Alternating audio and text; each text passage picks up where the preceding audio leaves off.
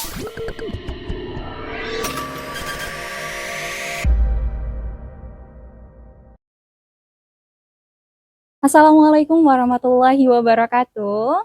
Halo Sobat Gen Z, welcome back to Genius, Gen Z Update News, di mana tempat suara Gen Z bersatu dan berseru. Nah teman-teman, pada kesempatan kali ini kita bakal bahas topik-topik atau berita-berita yang seru, inspiratif, dan tentunya nggak ngebosenin nih. Jadi siap-siap buat dengerin obrolan santai, tapi tetap berbobot bersama saya, Mutia Rahma Dani Lubis.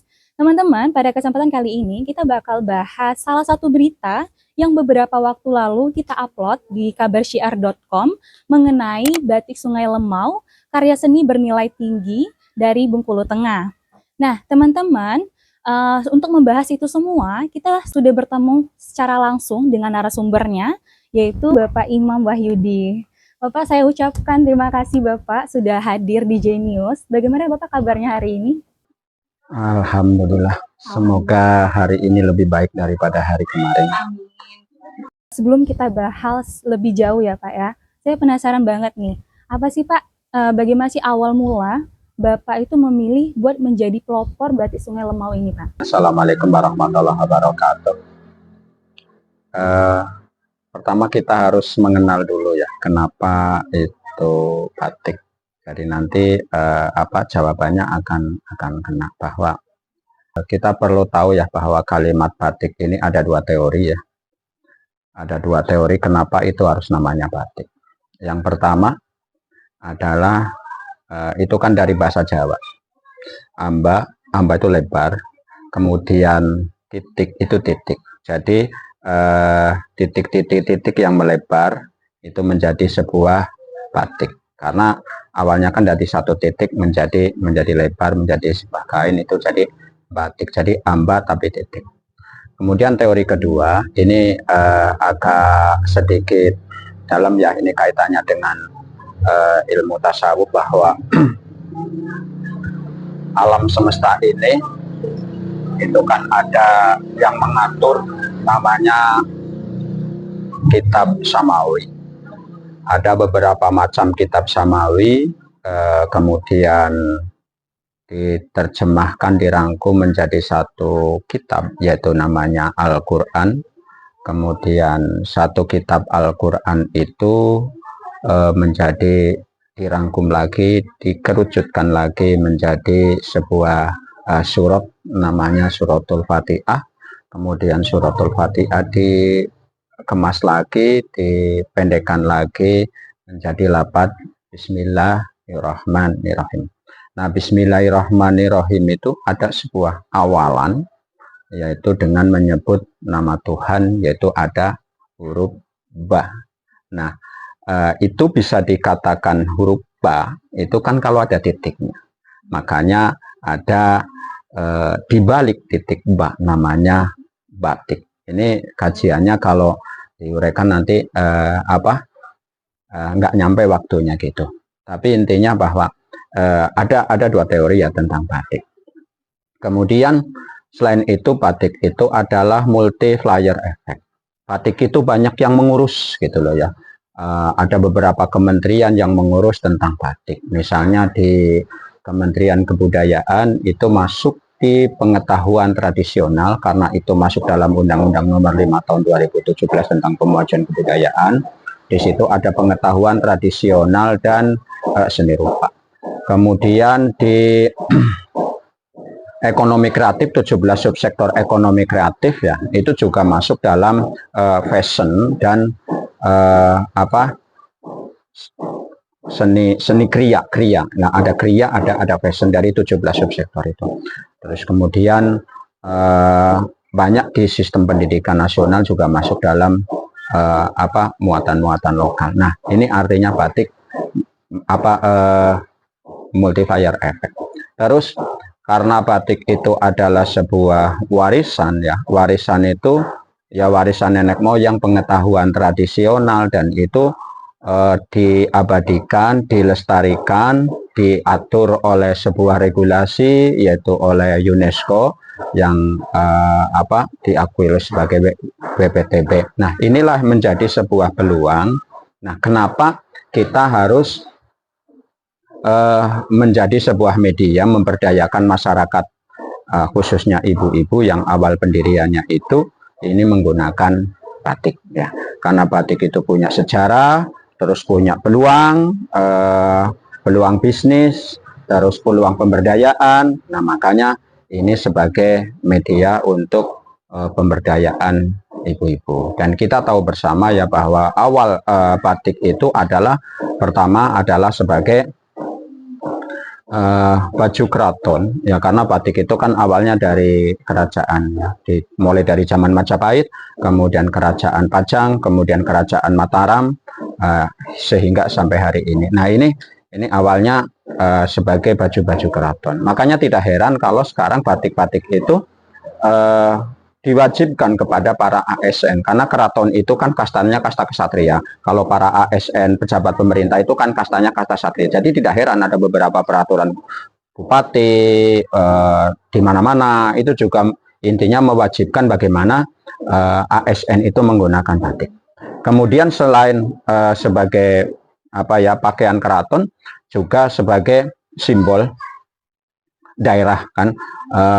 Setiap motif batik itu menyimbolkan sebuah daerah, misalnya daerah Jogja, kemudian daerah kota batik ya, daerah Pekalongan, kemudian yang terbesar juga di Sumatera ini ada Jambi, kemudian kita Bengkulu ya, terus lebih mengurut lagi Bengkulu Tengah. Itu juga motif-motif itu mencirikan sebuah simbol daerah. Jadi ketika batik itu dipakai di mana-mana, oh ya itu batik dari Jogja, oh ya itu batik dari Pekalongan, oh ya itu batik dari Bengkulu. Dan mestinya itu juga kalau bisa diberi keterangan, oh berarti kalau kita membaca Provinsi Bengkulu atau Bengkulu Tengah ya, yang terkenal dengan batik Sungai Lemonya, itu langsung kebaca geografisnya daerah Bengkulu seperti itu.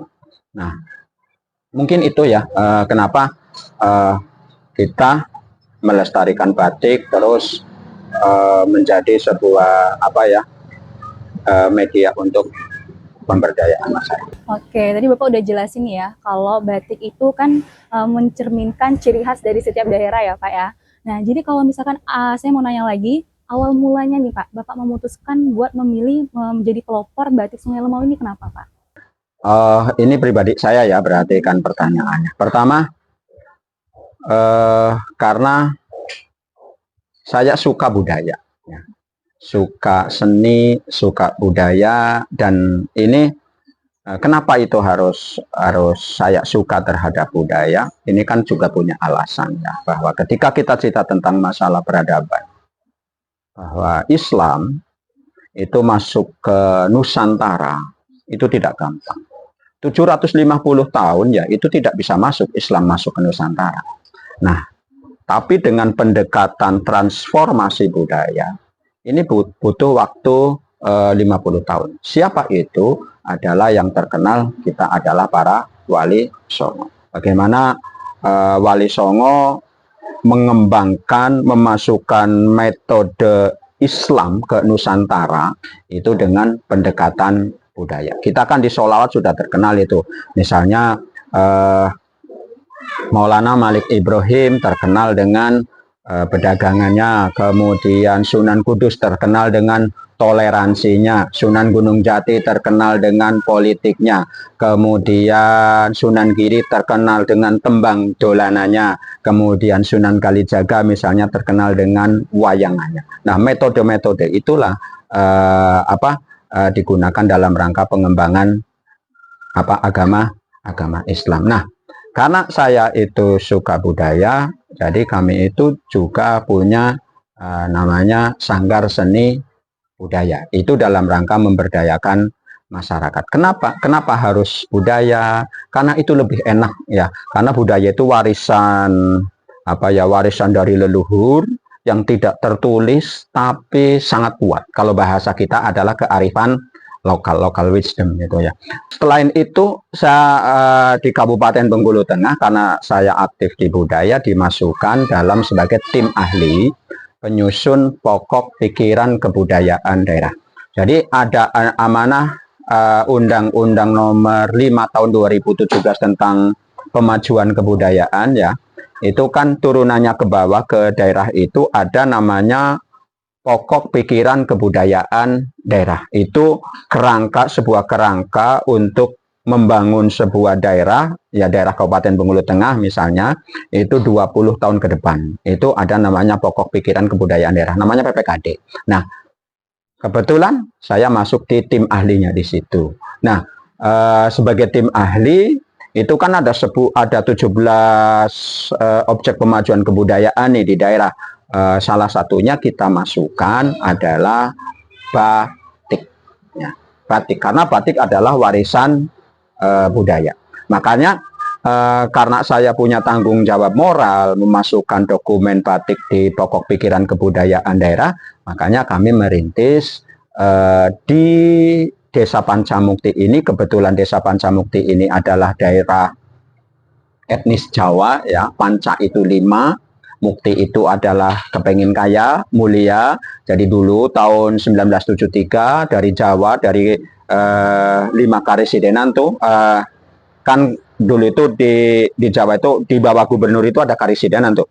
Ada karesidenan Banyumas, kemudian karesidenan Magelang, karesidenan Pati di sini, kemudian karesidenan Pekalongan, Kota Batik, kemudian karesidenan Semarang. Nah, 5 karesidenan itu tahun 1973, makanya menjadi 5 ini menjadi Panca Mukti.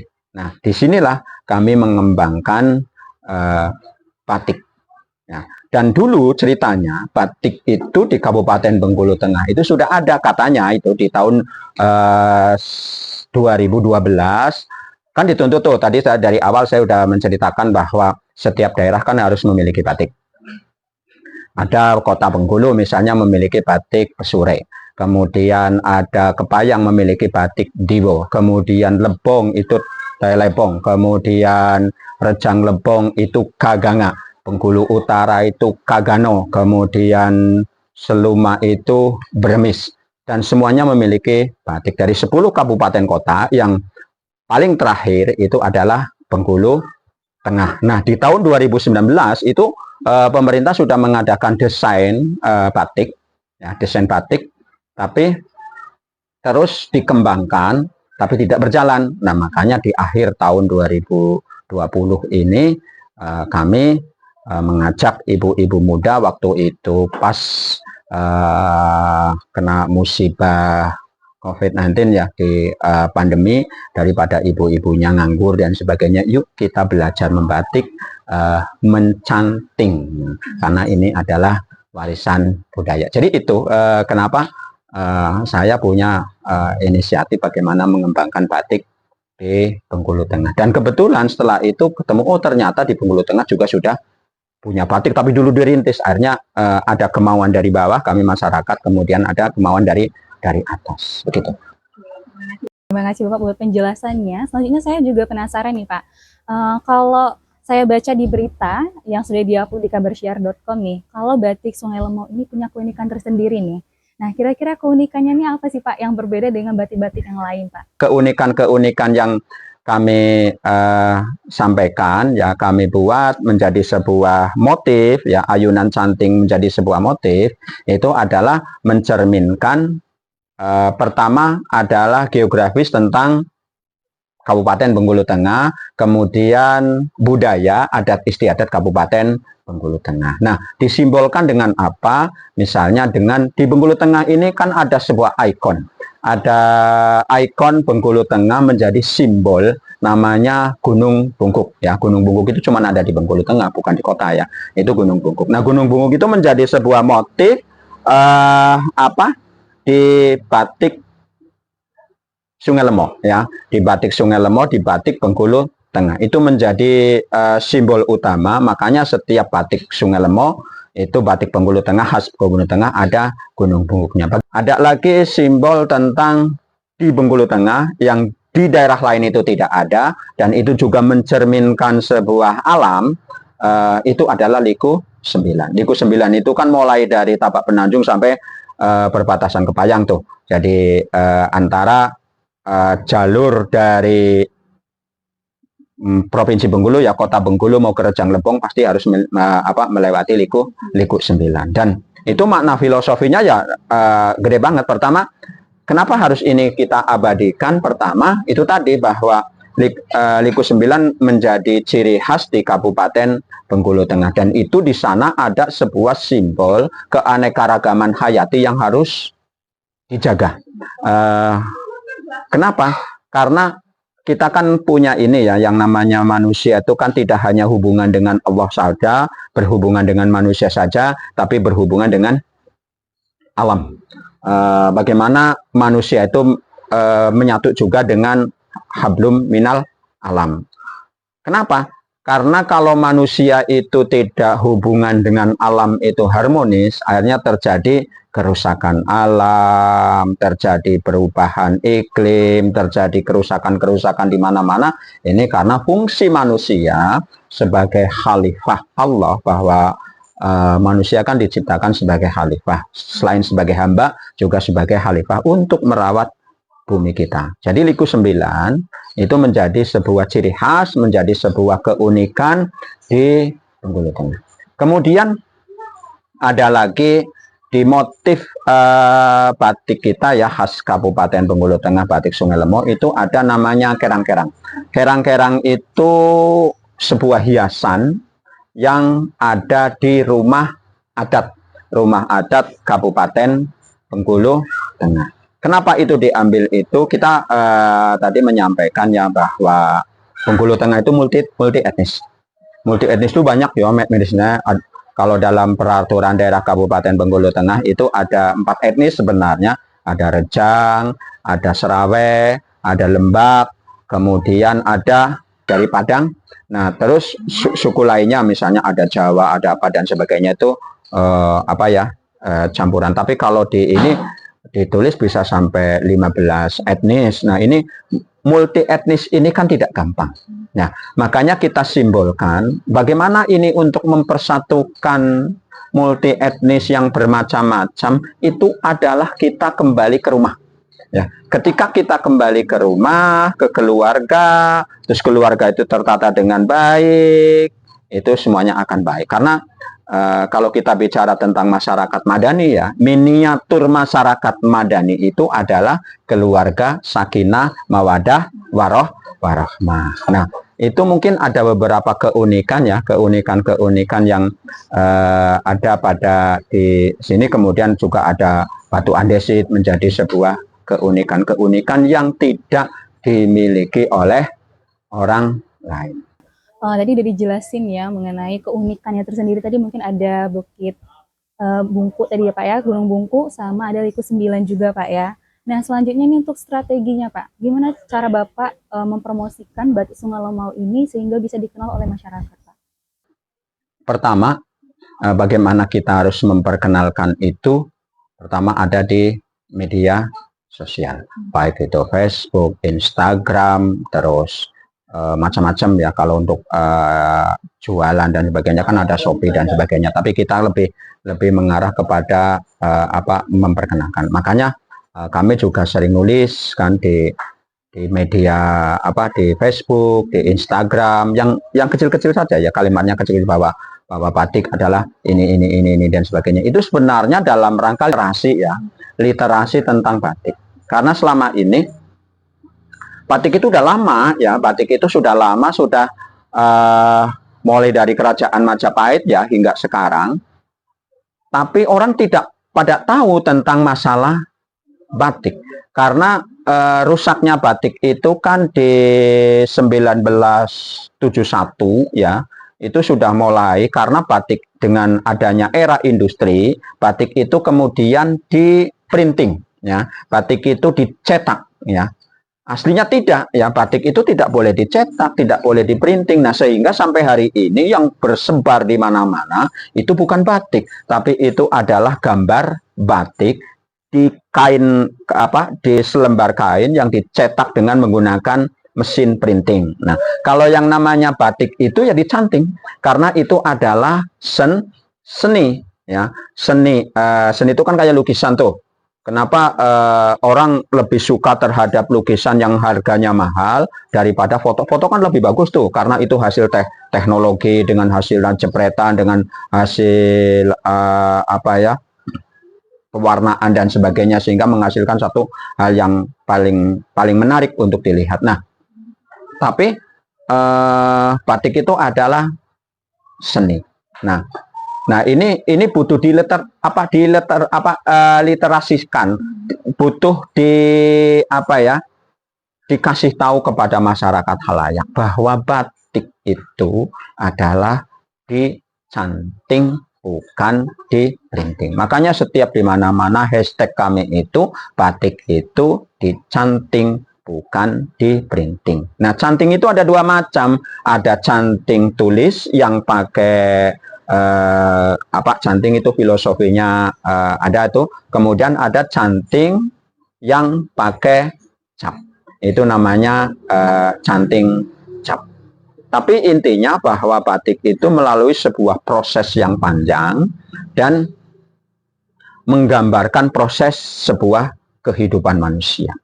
Mulai dari kita membuat motif di atas kertas, kemudian kita menyiapkan kain putih yang masih putih, kan kulu mauladu yuladu ala fitrotihi, bahwa tiap-tiap anak itu dilahirkan dalam keadaan suci. Nah, mau dibuat gambar apa itu oleh kedua orang tua, itu adalah simbol daripada kehidupan. Kemudian setelah diciplak, ada warna-warnanya, ada gambar gunung, ada gambar bunga, ada gambar macam-macam ya. Terus diwarna ya, bahwa kehidupan kita itu harus punya warna. Ini ada warna hijau, ada warna putih, ada warna hitam yang penuh dengan misteri katanya kan. Warna itu juga punya arti ya, punya arti sendiri-sendiri. Ada warna terakota, warna apa. Makanya kita kadang melihat seseorang itu dari sukanya suka warna apa, itu ngerti itu, oh begini. Kemudian setelah diwarna, kemudian bagaimana warna itu supaya bertahan, dikunci ya. Ada namanya proses water glass, itu fiksasi bahasa kita itu dikunci. Nah, setelah dikunci lama tuh prosesnya sampai 8 jam. Setelah itu baru karena batik itu awalnya dari Jawa ya, jadi bahasanya tetap menggunakan bahasa Jawa. Dilorot itu direbus untuk memisahkan antara lilin ya, antara lilin dengan dengan yang ada di kain, baru dijemur. Jadi itulah proses sebuah kehidupan, dan ini juga harus diliterasikan, harus dikasih tahu kepada masyarakat ya. Cara mengasih tahunya itu tadi lewat media sosial, kemudian mungkin kayak gini ya, lewat podcast atau lewat macam-macam. Oke, terima kasih Bapak buat informasinya ya. Kalau batik itu sebenarnya harus dicanting, bukan di printing ya Pak ya, pada intinya. Oke teman-teman, mungkin dari teman-teman Sobat Gen Z nih Pak, mungkin bertanya-tanya juga, mungkin aku juga pengen nih buat batik. Nah mungkin dari Bapaknya mungkin ada motivasi atau mungkin pesan nih buat teman-teman Gen Z Pak. Yang pertama begini ya, bahwa teman-teman Gen Z, adik-adik Gen Z ini kan luar biasa ya, pengetahuannya cepat sekali ya dibandingkan dengan kita. Tapi walaupun bagaimana, tetap kita harus mencintai budaya kita, melestarikan budaya kita. Karena ini kan warisan. Tadi saya sampaikan bahwa batik itu adalah sebuah warisan. Namanya warisan itu jelas memiliki nilai filosofi, memiliki nilai pesan-pesan moral. Karena dulu itu kan pesan-pesan orang tua, simbol-simbol itu kan menggunakan sebuah simbol tuh, menggunakan gambar, misalnya rumah itu dan sebagainya. Yaitu kan misalnya pintu itu pendek ya, pintu itu pendek. Kenapa pintu itu pendek? Supaya ketika kita mau masuk ke rumah itu harus nunduk. Nah, batik yang berbagai macam motif isinya, terus tadi mencerminkan budaya kita, terus mencerminkan identitas budaya, mencerminkan karakter juga ya, bahwa batik itu sebenarnya pendidikan karakter. Bagaimana ayunan canting, mencanting itu mengkonsentrasikan antara pikiran dengan hati, itu kalau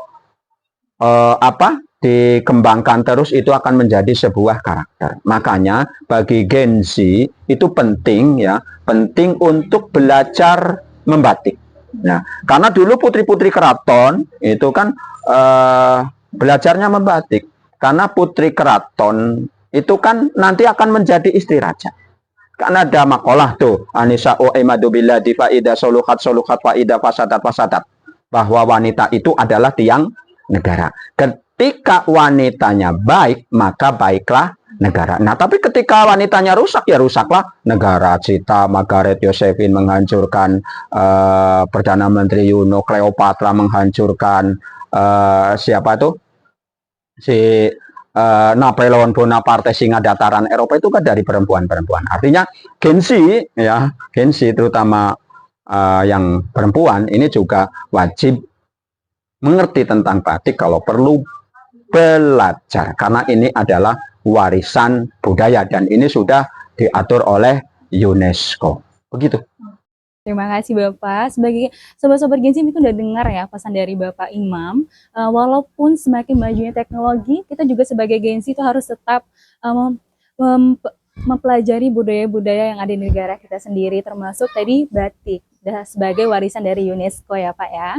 Oke Sobat Genzi, terima kasih sebelumnya sudah menyaksikan Genius kali ini. Saya ucapkan terima kasih juga kepada Bapak Imam sudah meluangkan waktunya di Genius Bapak, serta menceritakan mengenai batik Sungai Lemau ini dan memberikan motivasi kepada sahabat-sahabat Genzi Bapak.